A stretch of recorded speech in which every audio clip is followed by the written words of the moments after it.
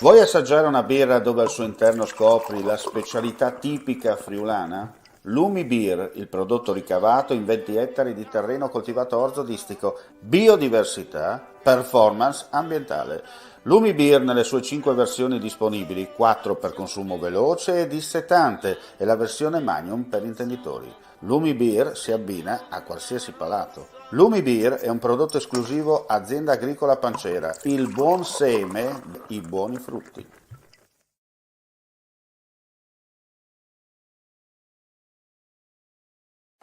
Governatore, un suo parere sui dati positivi che avete presentato oggi sul turismo. Questo è frutto di un lavoro di squadra che c'è stato in Regione, dove ognuno ha fatto la sua parte, la Regione e Promoturismo hanno investito moltissimo nella promozione, negli investimenti del territorio e noi come amministrazione regionale insieme al Consiglio regionale abbiamo apportato delle misure importanti come la valorizzazione di tutti i servizi della parte ricettiva, il miglioramento sempre per quanto riguarda la qualità della nostra ricezione e pacchetti che abbiamo strutturato per favorire e trattenere il turismo in Friuli-Venezia Giulia. Non a caso questi primi dati che sono ancora grezzi, però sui primi mesi, la fine della primavera e inizio estate, ci confermano che abbiamo aumentato soprattutto le presenze e quindi vuol dire che la gente non solo arriva ma si ferma di più nel nostro territorio e quindi lascia maggiori risorse e crea più opportunità. Assessore Friuli-Venezia Giulia, tra le regioni più gettonate del 2022. Assolutamente sì, lo studio che abbiamo commissionato ci ha dato questi risultati insperabili fino a qualche anno fa. Ebbene, il Friuli-Venezia Giulia è una delle regioni, al pari di regioni blasonate, Emilia-Romagna, Toscana, dove i turisti vanno volentieri a fare vacanze. Questo grazie a un mix di fattori, quindi l'offerta che noi abbiamo in un'area relativamente piccola, noi siamo in grado di offrire montagne, colline, lagune, mare, città d'arte, della percezione della sicurezza nella nostra regione, soprattutto nel periodo post-pandemico, la convenienza da un punto di vista economico, il rapporto dei costi è positivo e quindi insomma presenze che stanno crescendo in maniera significativa. Vi do questo dato, già sul 2019 rispetto al dato del 2019, record di presenza in Friuli-Venezia Giulia, nel 22, maggio-giugno 22 siamo sopra del 4,5%, quindi stiamo correndo.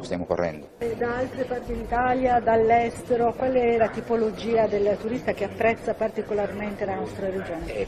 Più 10% da parte italiana, quindi la parte italiana sta rispondendo benissimo, il che significa che la campagna promozionale che noi abbiamo fatto in questi mesi ha funzionato e la mobilità internazionale è ancora un po' limitata col Covid, poi con i problemi che ci sono negli spostamenti. Siamo in estate, però per l'inverno ci sono prospettive positive? Ma per l'inverno noi abbiamo appena licenziato una legge importante per il Friuli-Venezia Giulia che va un po' a riorganizzare tutta la parte di offerta montana, con poli, con distretti, insomma con ambiti importanti. Stiamo parlando con gli operatori del settore, i quali sono ottimisti, siamo ancora prestino perché siamo a giugno, però insomma già il precedente inverno abbiamo avuto numeri importanti. Se tanto ci dà tanto, qualcuno ce lo consentirà, siamo convinti che anche il 2022-23 sarà una stagione ottima.